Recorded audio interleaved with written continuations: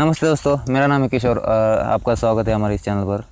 तो ये जो मशीन है, ये पावर वीडर मशीन है। इसको हम खरपतवार वगैरह निकालने के लिए यूज़ करते हैं। ये जो मशीन हमने बनाई है, इसमें एक 2 HP का इंजन यूज़ हुआ है। 2 HP मतलब 1.95 HP इसका पावर आउटपुट है। 52 सीसी का ये ब्रश कटर का ही इंजन है।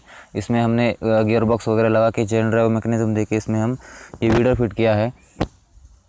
तो इसमें हम निंदाई गुड़ाई का काम जो है खेतों में वो कर सकते हैं। अगर आपके खेत में जो हम मशीन से ट्रैक्टर